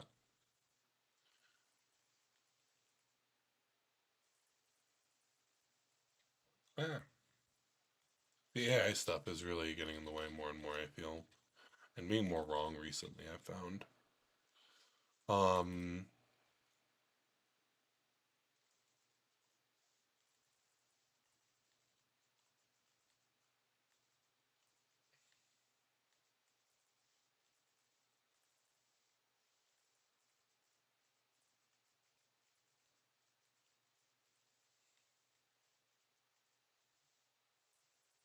all right, let's try that. Hopefully that'll give us the full loop on actually getting it. Um, I might need to refresh the view. I'll take a look at that in a second. If we, my voice isn't going to hold that much longer either, but we can hopefully get this done. HLILF, what did we print? Okay, inst is HLILF. We're not yet re-rendering anything. Um,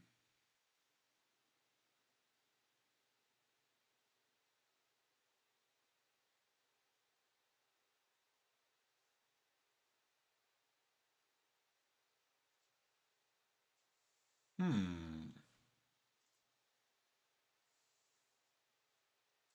Apply to high level IL body is called.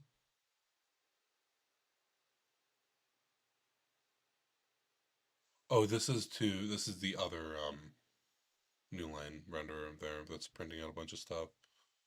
We should probably register our own thing. But if I just refresh this, there we go. That is working. Okay, cool. So then,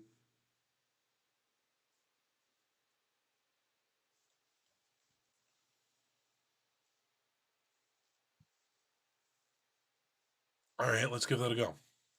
I didn't know that was necessarily something you could do. This can be a UI command because I'm not actually using the binary view. UI dot UI Y action.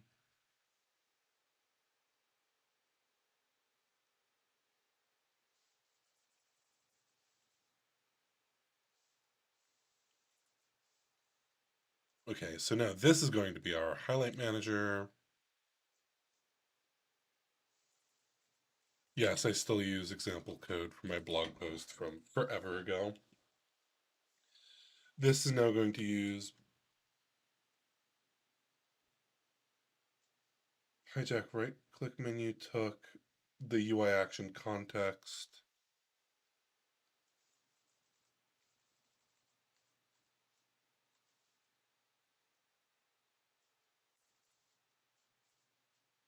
Oh,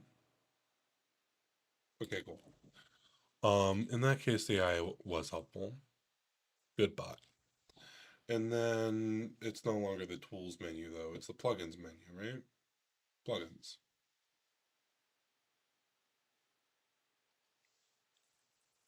Cool. So then here we should have a context we can use, I hope. And all these are gonna, oh, this is a BNUI.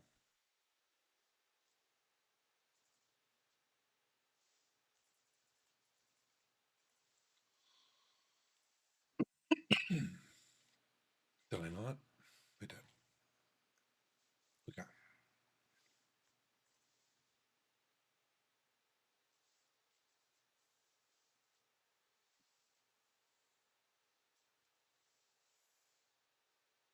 Uh-oh. Am I causing Binary Ninja to crash? I am causing Binary Ninja to crash. That's awesome.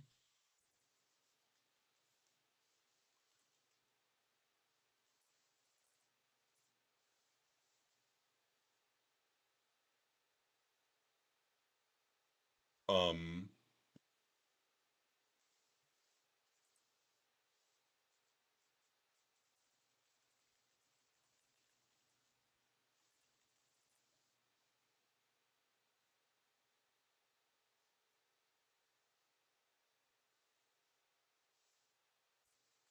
I have committed crimes, apparently.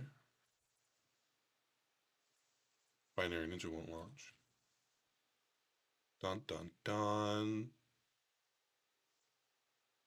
Okay. It does not like these three lines.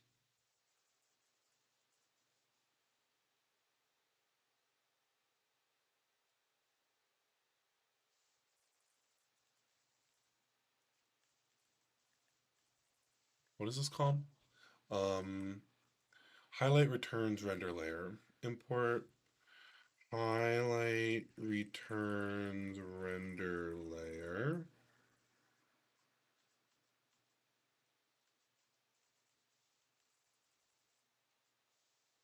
It's getting in the way. Put you over there. Highlight returns. Um, plugin. What was it? Render layer.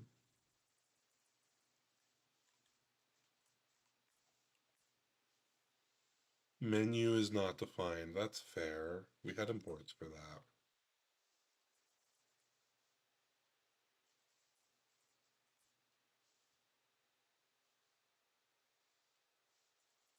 Well,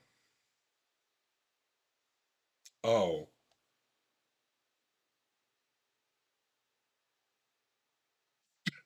um, don't mind me killing my machine. Just fork bombing myself actively as I stream. I love this. If we could still be heard.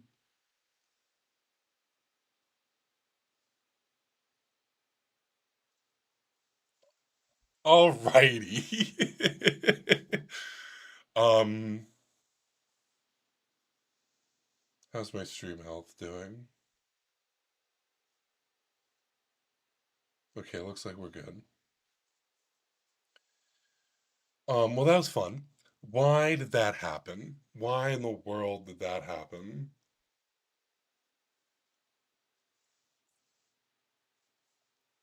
Probably because I'm making this wrong.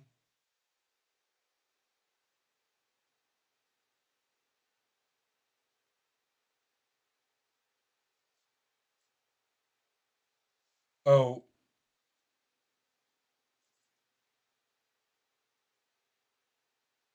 context. What are we using here? We're using context.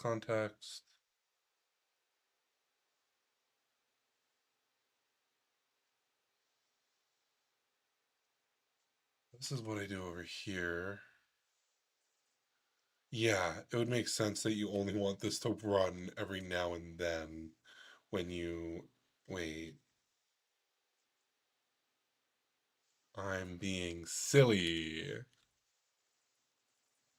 There we go. Much better. So that I had it running as the invalid is in or is valid command, not as the actual action that gets run. That would crash it. Um okay, cool. Cool. I can also just do that, thank you. I was wondering why I did it that way. Sweet. So this is why you don't copy old example code from 8 years ago.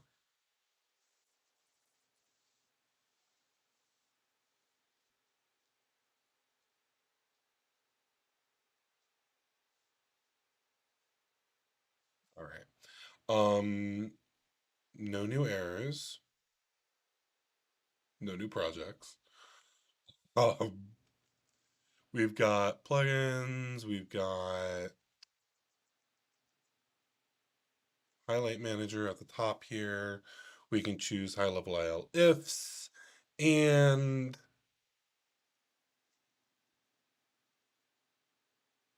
they highlight. Do I actually run that? Okay, cool. So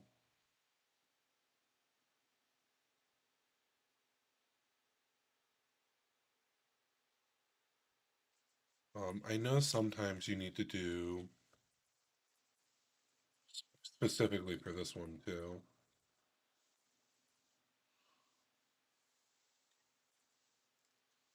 unless that did refresh and I didn't notice it. If I do I guess I could do like a current function dot refresh as well if I wanted. But plugins, highlight manager, choose the if statement, hit OK. Okay, yeah, that did refresh then, I think. Just missed it the first time. Should probably choose a different color. Not applying to graph high level IL, and obviously not applying to any of the medium level ILs. Okay, well that's pretty neat. What if we did that though?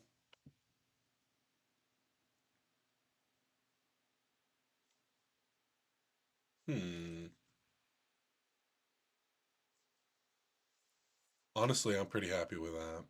We can do assignments instead if we want. Highlight manager, high level IL assign.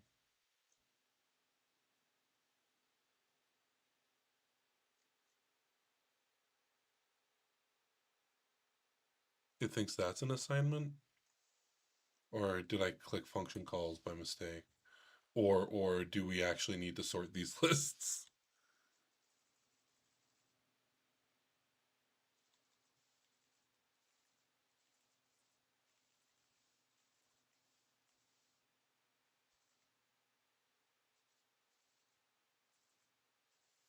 And then somehow convert them back. Um, we can sort by name.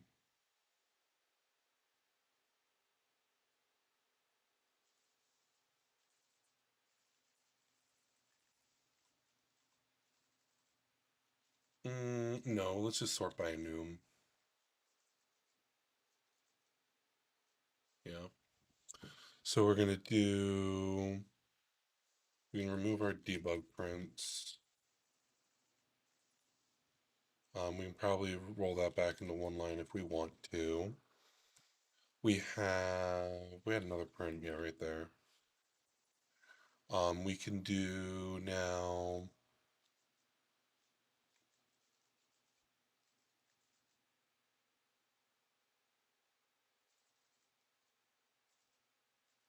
Oh, graph exit node indicator color. I want to do token highlight color, unless I want to do like line highlight.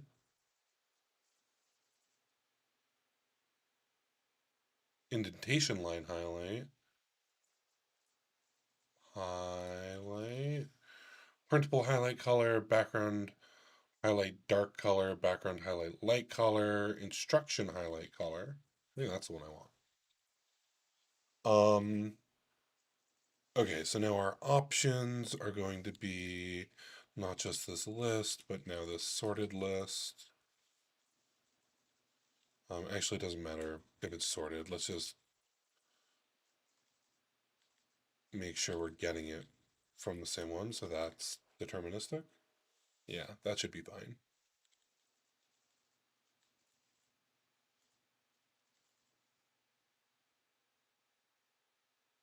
Okay.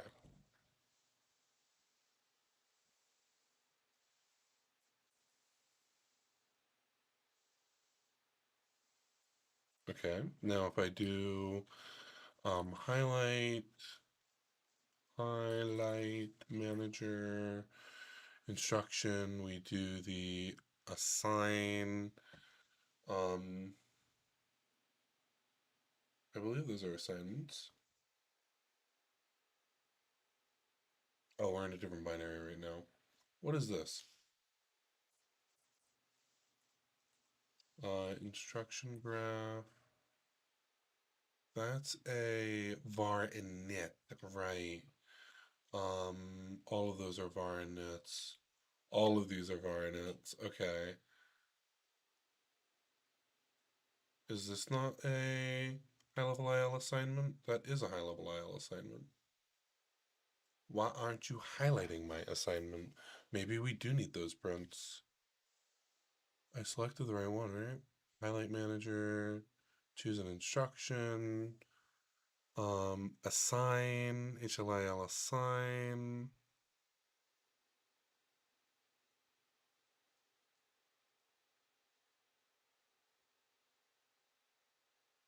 Huh.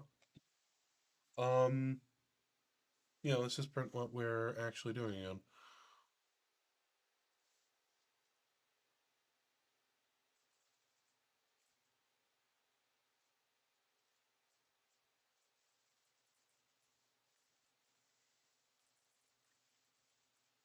Well,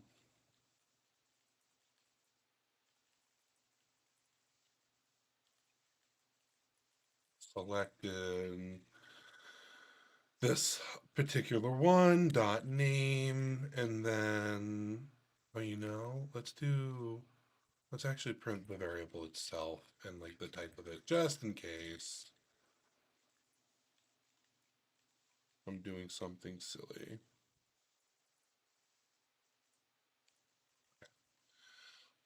And that should be fine. I think that's all we need. Oh, let's do, I can add a custom filter too if I want to.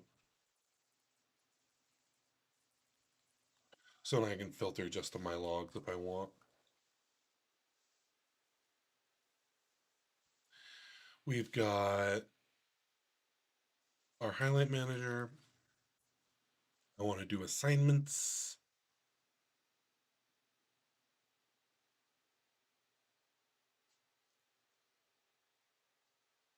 Okay. We got an error. We've selected 10. That's not particularly helpful for me.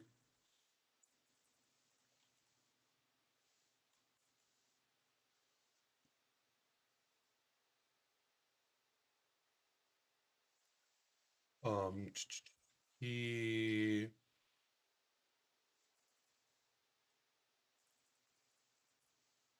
my actions not always being the most recent thing is confusing me. Assign. Okay. So that's a jump. So what are we doing here? Um, okay, so we are resorting. That doesn't help.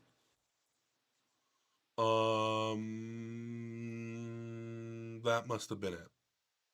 That must have been it.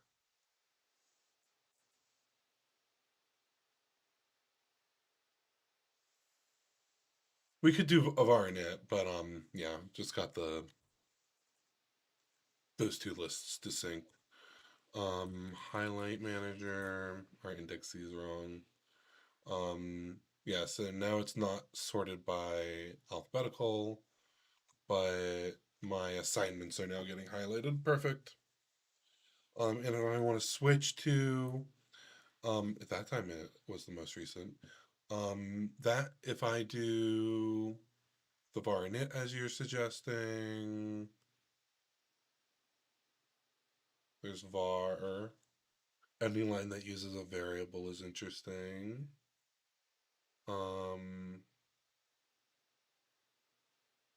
Perhaps this should be sorted alphabetically. Barnet. Nice. Sort of. Not quite. Some of them. Oh. Because it's the whole block. I was returning on the first line of the block that I matched. This is neat. Yeah, when I restart Binary Ninja, the last thing I did is not the most recent, which it used to be. Um, Varnet. There we go. Sweet. So now I could do assignments and just see all the assignments going on in this function. I could do um, highlight manager. I could do weird math if I wanted to. I can look for all the multiplies if I want. HLAL mul. And I suspect, yeah, we got one multiplication in here. This is neat. I really like this. Um, and then we can just kind of copy and paste our function body if we wanted to apply to linear.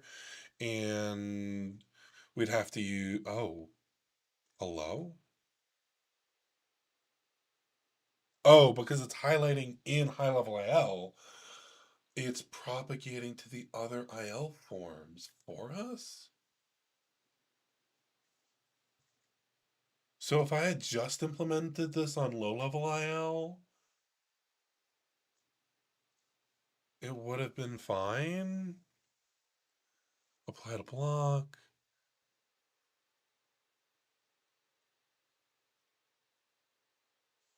Well, what IL instruction is it getting in? I'm a little confused here. Um, line dot highlight. It should be getting. Okay, yeah. I guess it's just going through the instruction mappings there. That's really neat. Or I imagined it is. All right. Um.